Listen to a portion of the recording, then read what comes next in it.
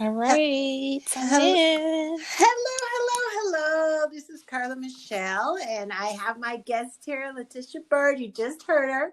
And I want to welcome you all to the Strong Woman's Network podcast. We're here today, and we are hoping that, well, no, we're not hoping. We know that you are going to learn some things today. You are going to be taken to a new level. Don't forget, strong, strategic, talented, resilient, optimistic, necessary, and global. If not your world, the world. If not the world, your world. Do not forget that. And don't forget to subscribe, wherever you're listening to this podcast, the Strong Women's Network podcast. Go ahead and subscribe today. And let's just get started with Latesha Byrd, career coach. Hi, Latesha. How are you? I'm doing good. How are you, Carla? I'm doing very, very well. I'm so glad to have you here today. Yes, I'm happy to be here. So tell us a little bit about yourself.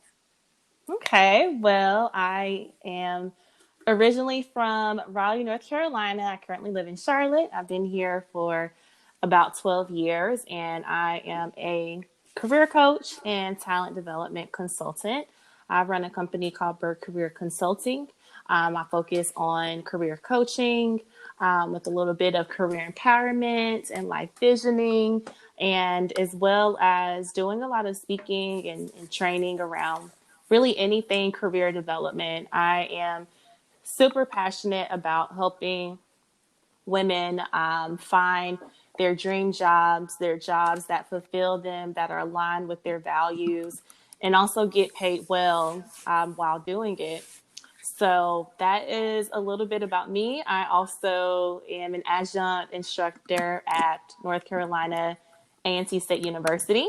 So I have been teaching with the business school for a couple of years, and outside of coaching, teaching, speaking, I have a cat named Oh, yes. Nipsey, and I love to read, and I love music. I miss going to concerts. You know, this pandemic has forced me to sit still and be quiet, and so I am in this process of also just learning a lot more about myself, really than I ever have before. So, yeah.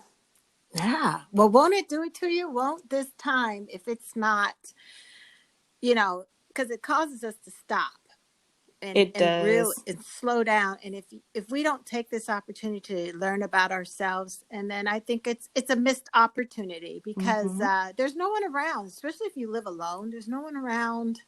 Right. You could do a lot of personal development, read a lot of books, listen to a lot of things, even this podcast, and you can you know, but there's so much opportunity. And I want to say this: I dare you to have your own personal concert this evening on Friday night, as we were Hmm. recording on a Friday night, that sometimes we need to get in the mirror, put our favorite song on, and go for our own concerts. That's what I Yes. think. That's what I think. I agree. I'm going to take a long drive tonight to see my best friend. And so I already have my playlist ready to There just you go. ride. I know she asked me if I wanted to meet her somewhere closer in the middle. And I was like, no, don't worry about it, because I don't leave my house unless I'm going to the grocery store. So I can't wait to Mm, just get in the car and put the windows down and ride and sing and all of that. nice. Well, enjoy. I want to ask you this. So we're touching on something where you said you work with women and helping them in their careers. What is going on now? What do you see with women working from home or getting jobs? What is your take on all that's going on when it comes to the pandemic? Whew. Yeah, this has been a heavy year, Hmm. and there's a lot going on. Yeah. um, I think we're all just redefining and readjusting to this new normal.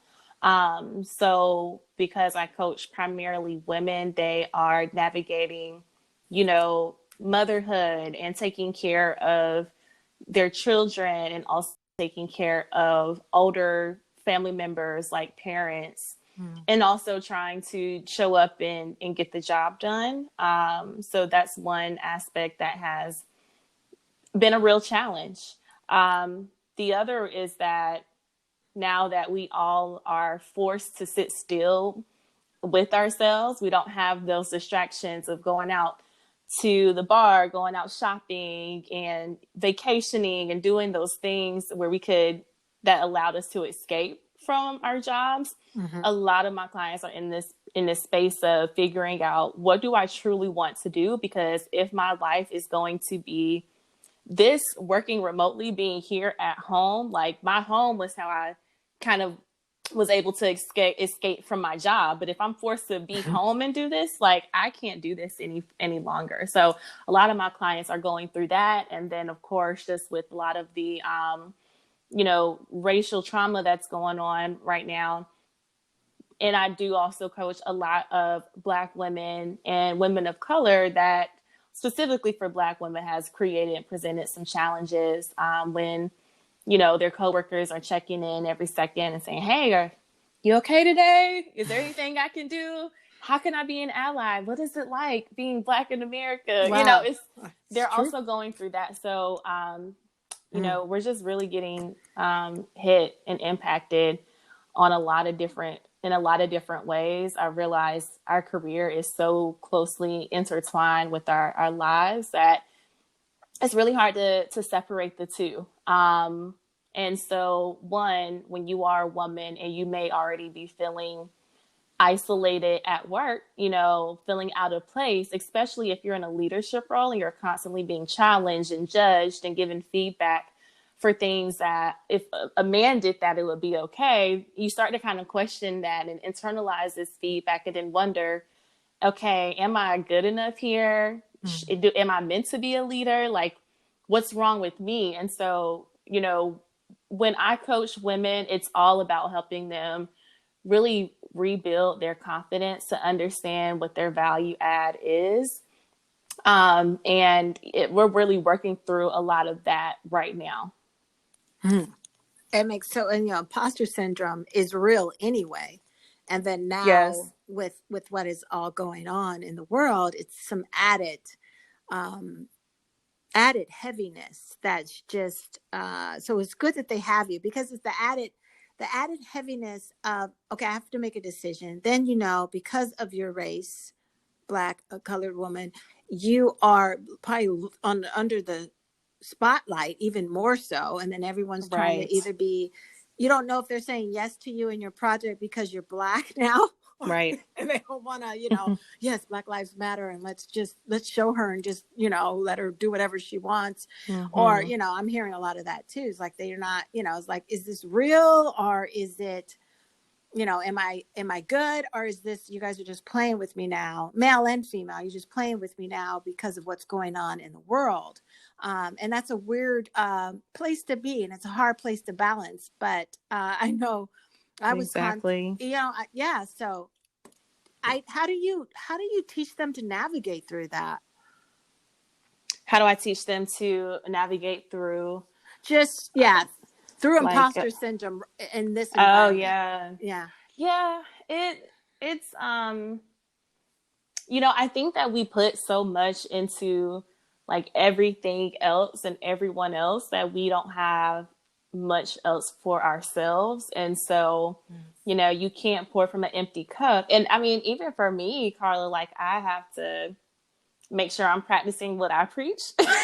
Amen. Because I Amen. think when you are in a space of serving others and pouring into others constantly, like you're also helping them through their own issues and then also processing your own. So it's been a challenge for me. I mean, I'm not even going to lie. Therapy has been extremely helpful during this time. Yes. And, I tell my clients I am not a trained therapist. I am a licensed career coach and life coach. And I am going to, give you tactics and techniques and tools, but I always push for anyone to go to therapy. And so in terms of the conversations that I've been having around imposter syndrome is one, just separating feelings from facts. When you are having these thoughts that come to your mind that tell you, you're not good enough, you don't deserve this, or if you do this thing, it's not going to work out the way you intend for it to. Like, you really need to be mindful of the things that you're speaking over yourself. So, even for me, and I do these things myself. Like, I will write down certain things that I'm even telling myself. And, I've started to think about what is the best case scenario here. We always go into things thinking, well, what is the worst case scenario? What if it fails? What if I don't make money? What if I don't get this promotion or this job? And then that self-defeat takes over. We talk ourselves out of opportunities before we even, fully like immerse into even trying. So, True. That, and then also I think with building self-confidence, it's really almost like working a muscle. It's not like, and the way I explain this is that it's not like, let's say I want to run a 10K or 5K. Like, I can't get outside right now and do that. I mean, Yeah. I'm going to walk the whole time. Yeah. Like, but if I say I want to run that, I have to practice, I have to train, I have to stretch, I have to go and buy my workout clothes and make sure I got a hairstyle that I don't mind getting sweaty, like Yes. there's so much planning and prep that goes into it. And I think it's easy for us to focus on the things that are seen versus the things that are unseen. And so, you got to like really speak positivity over your life, journal, I've also had to relearn and rethink what self-care looks like. Like, self-care is not just let me go and paint my toenails and do my makeup, and, look cute. It's like, do you actually feel good about yourself? Like, Yeah. do you feel at peace within yourself? And that is a different type of, I think self-care is really about healing versus these performative things that we do. And so, all of those things I think help really to be imposter syndrome. The other thing too, from like a very tactical career technique, is I have every single one of my clients create a brag sheet, which is a list of all of their accomplishments over the course of their career. And we talk through those things because we downplay our accomplishments a lot. Yes. And so when I'm helping my clients like really think through it, they're like, oh, I just did this project and I trained like, 20 people. And I'm like, you trained 20 people? Okay. What did you train them on?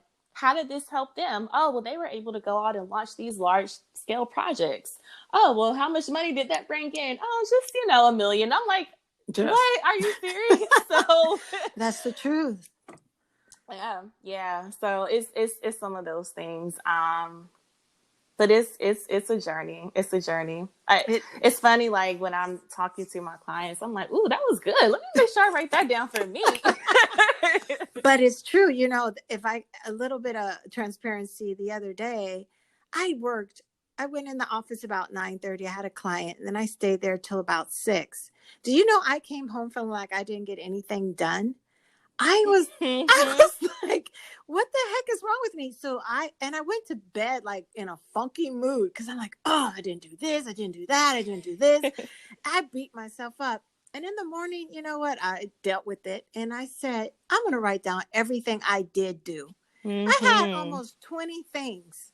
So I was like, see, and so it's perspective. It really is, because we lean so closer to the negative than we do to the positive. Like you even said, the best case scenario, not the worst case scenario, best case scenario. And when we switch our brains to do that more positive psychology, we win. We show up better. So yeah, that brag sheet. Yes. I'm glad that you though. And so when you did that, struggle. It was a struggle. It was a struggle. I'm not lying. I felt like crap. I mean, yeah. And I was like, what is wrong? I just was at the office like a long time. And I did stuff, but so it's a mind game. It is. It is a mind game, and we can't ignore. We just can't ignore it. We can't avoid it, and that's why I think this pandemic has been a really transformative period in my life for me, because I can't even like for me, like I said earlier, escaping from life. Like I can't go and hang out with the girls or go on a Mm-mm. trip when I'm burnt out. I'm like, no, I got to figure out what peace looks like for me and how I can work towards getting my own or creating my own safe space instead of, I still dream about going on vacation. Oh, don't we? Don't we? Don't we? But it looks different now. Mm-hmm. But I'm glad that you did that. I've also had to do that. And, another moment of transparency for me is I really had to think about, why am I so hard on myself? Like, why do I struggle to, give myself grace? And, sometimes I do struggle when people tell me like, yo, you're killing it, you're doing this, you're doing that. And I'm like, I'm not doing enough. Right. And my goal, even for my membership club, is to get